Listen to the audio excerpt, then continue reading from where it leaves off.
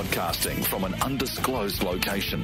From a secret hunting spot known only to him. And the guy who told him about it. And possibly the guy who told him. It's a show all about hunting in New Zealand and around the globe. This is The Hunting Show. Find The Hunting Show on Facebook and Twitter for up-to-date information on upcoming shows and topics. That's right, this is The Hunting Show. I'm your host, Stephen Spargo, and can you believe it? We made it to 30 shows. 30! For a show that started on a whim, one day me sitting in my office wondering what to do with this idea that was spinning around in my head about creating a podcast, making some notes, putting them down on paper, and I'm going to tell you what was on those notes today and see whether those original ideas and notes have come true. We've made it to tens of thousands of listeners around New Zealand, which is great, thousands more listeners around the world, and growing week on week. The interesting thing is if we do a topic that you guys don't particularly like or isn't perceived as something really interesting, it dies like a hole in the water. The die-hard listeners go in, they listen, they love it, but some of you guys just don't click if you're not interested, and I get it. The whole point of the show was to be on demand. You could go in, you could choose what you wanted to listen to, hopefully get hooked, hopefully listen to me or enjoy listening to me, and stick with the show. So what I thought I'd do is not only tell you a little bit about myself as we go, but also talk to you about each episode, all 30 episodes. I did have an idea of putting clips from each episode in and mixing it all up, and then I thought actually that's kind of boring. You can go back and listen to the shows if you like. So starting off, what was the motivation for The Hunting Show? Well, part of it was that I wanted to create a podcast. And some of you know, and some of you don't know, that I've been on and off radio for some time. And I've worked in professional radio for, well, a good part of my working career.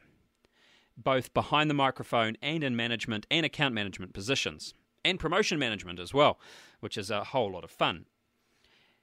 I was probably heading out of radio, commercial radio at the time. I'd done my dash, and I'm not saying I'm not going to go back to commercial radio, but I'd kind of got to the point where I wanted to go back on air, but I didn't want to go and host a breakfast show or a night show at that time. I was in a management position within the radio network at the time and thought, well, what now? I hadn't decided I was going to leave the radio network, and I have since, and there's no hard feelings there, clearly, because the show actually is part of the farming show's stable of shows. And I still have a very close working relationship with the radio network. Good on you guys, or NZME as they're known now. And I wrote down a few notes. Firstly, I wanted to create a show that wasn't about the host. Me. What you probably don't realise is a lot of hosts get into the radio mode, and the first thing you hear is, hello, it's this person, and the show's actually just about them. And there's inserts about music, and there's inserts about current affairs, but predominantly the main feature of the show is the host that you're listening to. And I decided from day one that wasn't going to be the case. And that's why the format is very simple. It starts with me having a bit of a rant, a talk, telling you my feelings and maybe giving some feedback from previous shows. Then it goes into an interview with someone. And that can be directly hunting related or indirectly hunting related, but it's certainly going to be something that appeals to hunters at large or a section within the hunting community. And then generally it ends with, again, a sign-off, a rant. Sometimes it's as little as great interview, good hunting. But mostly the idea was that it was going to be about those great New Zealanders and those great hunters from around the world. One of those great hunters was Clyde Graff, or Clyde Graff, I should say. And I chose him for the first show. Episode 1, 1080 poison in New Zealand. I thought long and hard about making this my first episode. But the main reason was Clyde, I knew would be a very good interview. He's very, very well... he comes across very well in the media. So I thought, Clyde, I'll give him a ring. And to my surprise, straight away, yeah, no worries, Stephen, I'll come on the show. I'll do your very first one. From there, that show got a bit of traction. I think on Facebook we started with about 6 likes on the day that very first show aired. But within a few hours we were up to a couple of hundred, and the show was listened to by around 350 people within that week. I always quote numbers for the next week, because after that shows, obviously, some people are listening twice. They kind of get a bit of traction from there. And I was quite happy with that. I looked at that and went, well, there's some commercial radio stations in some towns that I bet don't get that audience. 25 commercial stations, maybe one or two of them having the large chunk of the audience, and then the rest of them lining up behind then in a town of, say, 30,000. Some stations, I bet, don't get that many listeners. So I was a happy little camper. I also ran the show past a couple of people. One of those guys, who I don't know if he'll listen to that, is Nick Fisher, who's the sales manager for the farming show. And I also ran it past a few other people within the radio industry. Most of them said a bit relaxed, kind of liked it, but we think it'll appeal to hunters. So I stuck with the format. And thanks to Clyde, I think we got a little bit of traction out of that first show. From there, we went into week 2. Again, I chose an issue that I knew was kind of pressing at the time, which was illegal dog tracking collars. And to their very, very credit, or to an absolute credit, Radio Spectrum Management agreed to come on to my second show. And we talked about, at that time, illegal dog tracking collars that were in the country. And what I was surprised about is, one, RSM wanted to work with hunters. They were great to talk to, and they gave out some really clear, decisive information that hunters could use. Now, since then, legal tracking collars have all come about only very recently, and we actually got a bit of a clue that they were coming on that show, which was really great. So that show, over 6 months ago, actually gave us the heads up that at the time that Garmin were thinking of coming into New Zealand. So I would like to say a big thank you to Radio Spectrum Management. What a great show that was. And interestingly enough, that got shared on all sorts of pig hunting forums, radio forums, amateur radio pages. I saw it all over Facebook. And to me, that was a great thing. The third show I actually did in studio with Jake from M21 Meats. I chose Jake because I kind of knew him, and also because cutting up an animal for me has always been something that I don't know, I think a butcher does a whole lot better job than I do. So I thought I'll get Jake in. And the interesting thing that I found about that show is Jake was great. He was a really good interview, but he was more keen to tell us how to bring the animal into the butcher and what condition you want to bring it in and what they're expecting, opposed to telling us how to do it ourselves. So if any of you out there know of a butcher that would be prepared to come on the show and actually give us some of those tips and tricks. Now, I'm not saying Jake wasn't. He just kind of steered the interview in that way. And the great thing about this format that we've got going on here is that the person being interviewed really does steer the show. I'm just there to facilitate a great conversation. Then there was the interview with Stacey from New Zealand Women's Hunters. This, to me, was probably the first time the show got some real traction, some serious traction. The New Zealand Women's Hunters group was a great force online with around 6,000 members at the time, and they've certainly climbed since then. And Stacey, what I will say, was a very prepared person. You know, she came on the show enthusiastic, but kind of had lots of notes in the background, and I could tell. Well rehearsed, and it took a little bit of time to relax her. But what I will say is that was the show. It still must be one of our highest trending shows. That got us into the thousands. For the first time, the show within a week was having over 1,000 listeners. So thank you very much for that, Stacey. You were a great interview. And if you haven't heard that show, it's well worth going back and actually having a quick listen to. Stacey did a really good job there. Then there was Nicole McKee from New Zealand Mountain Safety Council. Awesome interview. Came on, enthusiastic, gave us lots of tips and tricks. And again, the show kept trending up, which was awesome. And I will say to Nicole, I am going to get you back on the show. I know she listens from time to time. And we'll talk again, because you really were one of those great interviews. Then there was Dave Shaw from the Hunters Club. I hope this isn't too boring. We're just going through. And Dave, how do I put it? Dave was kind of the start of something for me. Dave, with the Hunters Club, which is coming out on Sky very, very soon, came onto the show, and we kind of formed this thing where we do regular updates. I've done another show later on with Dave, and I won't talk about that too much. But what I did find about Dave is that he was just another one of those great, passionate Kiwis that wanted to get our sport out into the open and wanted to do it a way that is better than what's currently being done. There was a show with Diddy Mo Dave. Diddy, you're a great interview. Thank you very much. And thank you, Dave, for all the great work that you do. And then there was Matt Willis, NZ Master Bowhunter. Now, Matt also has Hooked on Boars magazine, and Matt did an article about the show not long after that in the front of the Hooked on Boars magazine. And Matt's another one of those great guys that can spin a yarn and tell a good story. And this next one was one of my favourite shows, and if you haven't listened, please do. And that was episode 9, which is an alternative to 1080. Professor Neil Gimmel of Otago University. It was about the Trojan Female Project. Look, I don't want to go into it because it was kind of a bit of science happening there. But please, if you haven't listened to that show, absolutely worth a listen. What he said and the things that he had to say really brought to life the 1080 issue, but actually gave us a really good insight into what could be done and also what our universities are doing. After that, we had this great interview with a guy called Joe Byers. And I don't know if Joe's carried on listening to the show, but if you are listening, Joe, one thing that was great about you is as our first international interview, and he probably doesn't know that. But Joe's one of these legendary hunters that the more you read about him and the more you search his name, the more that comes up. And we did it by Skype. And the interesting thing for someone on radio is you're not used to seeing the person that you're interviewing. So to have Joe there was a real pleasure. And he had a Kiwi connection, which made all the difference. From there was Queens of Camo. Now, this interview was interesting. We did an interview with someone called Laura from Queens of Camo, and this was another offshore interview. The thing about this interview was Kiwis absolutely loved it. They loved Laura. They loved hearing about her. They loved that these women are getting out there hunting. But Laura made a comment on the show that she didn't like eating wild boar. The Americans absolutely hung her out to dry.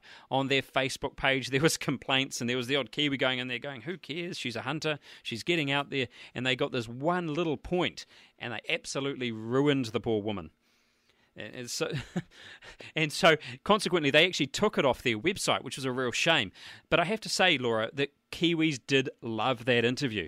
And the Americans, and I know there's quite a few Americans that listen to the show, and I'm hoping they're not the ones that kind of hung poor Laura out to dry. But please, Laura, you did a great job. Awesome interview. Well worth a listen. Now, this next interview I actually got hate mail about. Yes. I interviewed Cameron Slater, the award-winning blogger. You probably know him. He is the blogger from Whale Oil Beef Hooked. And the thing about Cameron is I wanted to show Cameron's other side. I didn't want to talk to Cameron, the shock blogger. I wanted to talk to Cameron, the hunter. And that's exactly what happened. This interview, Cameron started talking about his passion. He talked about how the hunting helped him with his mental illness. Well worth listening to. Not if you just want to hear... If you want to hear Cameron, the shock blogger, waste of time. I think a lot of people listen to that show because the show still trends up and up. And I think every time Cameron appears on the news, this show is found when people do Google searches or they search Cameron's name. And I think they're looking for dirt on him. And the neat thing about this show is all you're going to find in there is Cameron, the hunter, the mate, the good guy. And whatever you think of Cameron, please listen to that show and you'll get a real sense of who he is and why he's so passionate about our sport.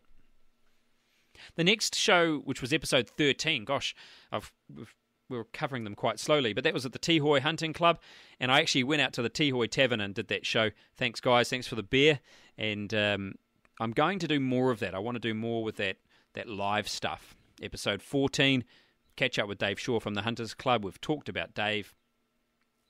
Episode 15 was actually a show that I re-aired from the ABC in Australia. Ethical Hunters Hope to Change Public Perceptions. I listened to this bit of audio and I did get permission from the ABC, from the Bush Telegraph over there, to re-air the show. Interestingly enough, hardly any of you listen to the show. Compared to the others, this thing sits way down the list. Give it a go. I think it's one of the better bits of audio, and I know it's not me and it's not someone that I'm interviewing, but I really did like this show. I liked the content, otherwise I wouldn't have re-aired it.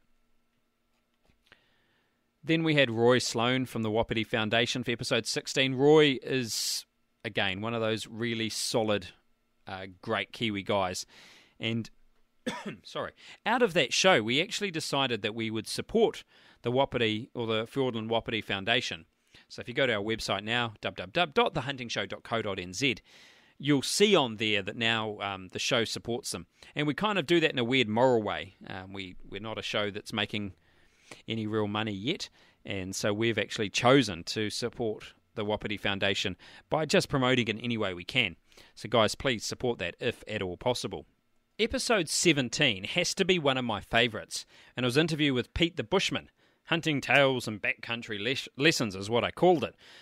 You may remember Pete. He got in trouble for doing the possum pies. The neat thing about Pete is he was just a good, solid individual. The show trended well. It actually got featured in a couple of news items about the old possum pies. But I have to say, Pete's just one of these great Kiwis. He was around during the venison hunting days. He's done some really interesting stuff. I've read his book. Please buy Pete's book. It's well worth a read. So thanks, Pete. You've done a great job, and what a show. The next show was Hunting with Disabilities, interview with Troy Grimwood. Poor old Troy. I'm actually Troy's boss at work now in my new job, which I'll talk a little bit about soon. Troy is in a wheelchair and he hunts. Cool thing was people really embrace this. Troy's kind of one of these nice guys that just kind of gets on with life. Troy recently, in the last few years, had an accident, ended up in a wheelchair and didn't want to give up hunting. The neat thing about the show is it got shared on all sorts of Hunting with Disabilities pages on Facebook. But also we got some really cool feedback from other hunters with disabilities. We got photos that are now up on our photo gallery, but we also got some, how would I put it? We got some other things. I'd like to one day go into them, but things about how to hunt with disabilities. You know, they're using the quad bikes, the tools that these guys have adapted. Awesome show, and really great to sort of push those marginal stuff, you know, the stuff that we don't really talk about too often. From time to time, we interview people that created products. You guys are really hard on me when I do this, and I love it. I love it to bits. We did an interview with Michael Scott from the Hunter Safety Lab. Now, my motive for doing this interview was it's a Kiwi thing, you know. Well, good on us. We've got some great Kiwi inventions, and these guys came up with one of them. You've all pretty opinionated cats out there, you know, and you definitely let me know what you thought of the product or the idea of the product, and you let me know that the interview was great, awesome information, wouldn't buy it or would buy it.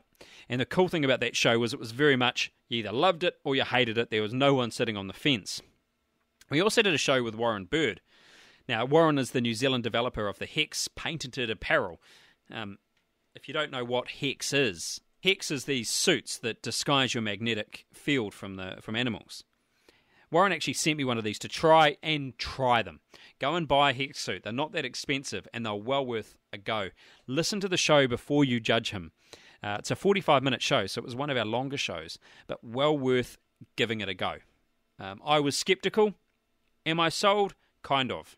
I'm not a bow hunter, so I'd like some of you bow hunters to actually give me some ideas about or things where you've used this Hex suit and it's come in and worked really well, and I'd like to hear more from you.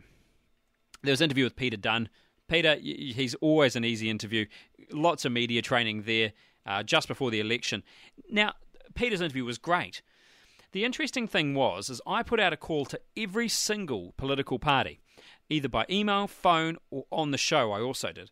I thought these guys are going to be wanting to get in touch with this massive group of New Zealanders that calls themselves hunters. Nah. I got no's, doesn't really suit this person, because I said I'd only talk to party leaders. The Band 1080 party, to their credit, did try and get on the show and just couldn't make it that close to the election.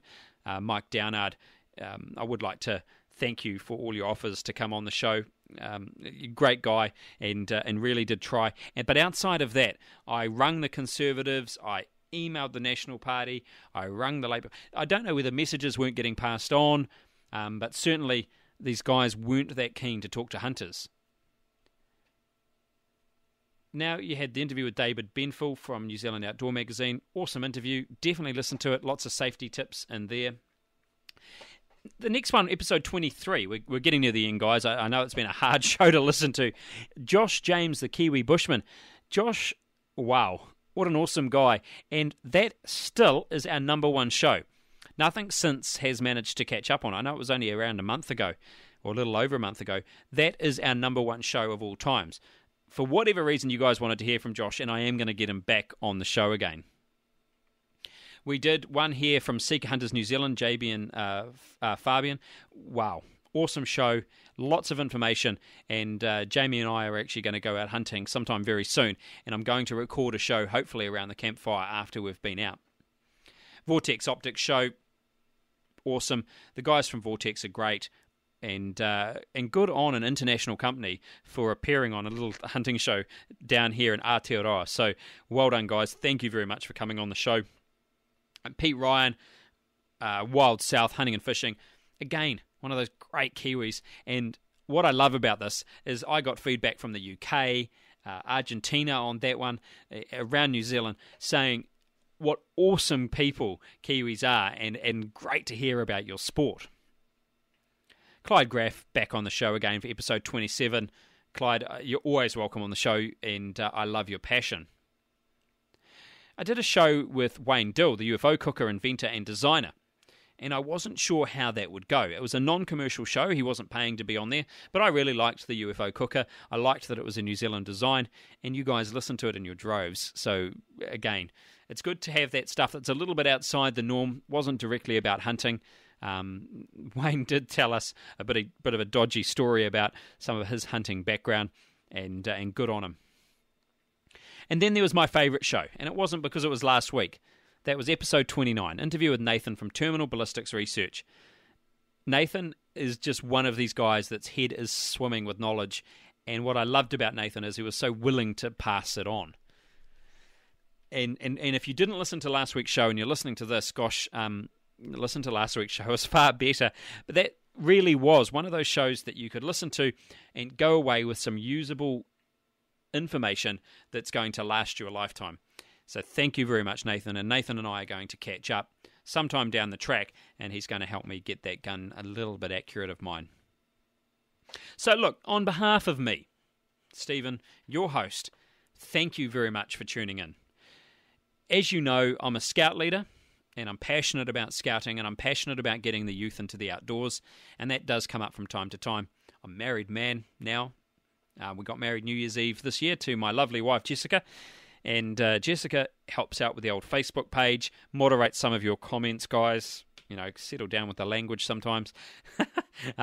Leaves most of it behind, but Jessica's there, and feel free to say hello to her on the Facebook page. Mrs. Spargo, most people call her.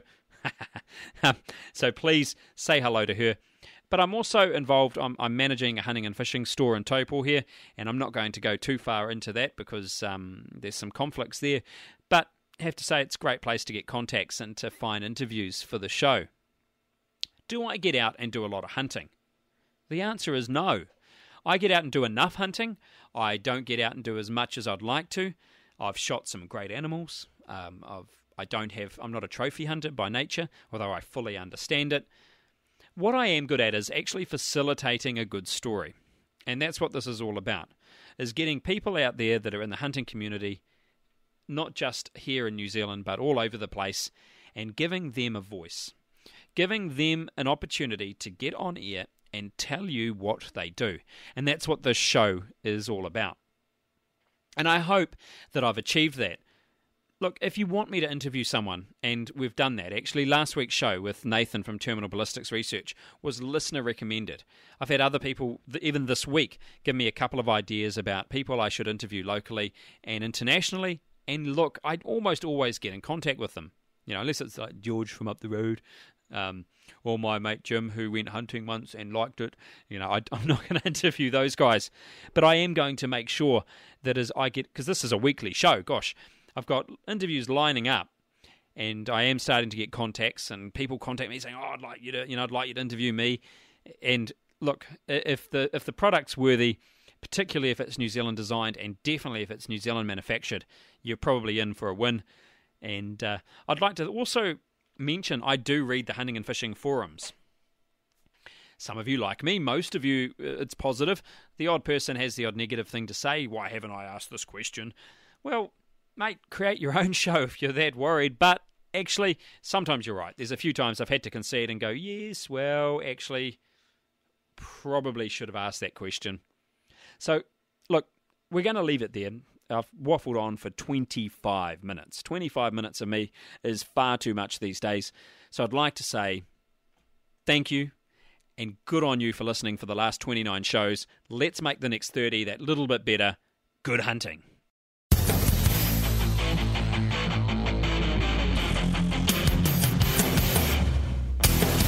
Broadcasting from an undisclosed location, from a secret hunting spot known only to him, and the guy who told him about it, and possibly the guy who told him. It's a show all about hunting in New Zealand and around the globe. This is The Hunting Show. Find The Hunting Show on Facebook and Twitter for up-to-date information on upcoming shows and topics. Now, just very quickly, I know this is after the outro. A few people have asked whose voice that is on there. They recognise it. His name is Mark Woods, ex-Radio Hierarchy. He's also been on the Coast FM.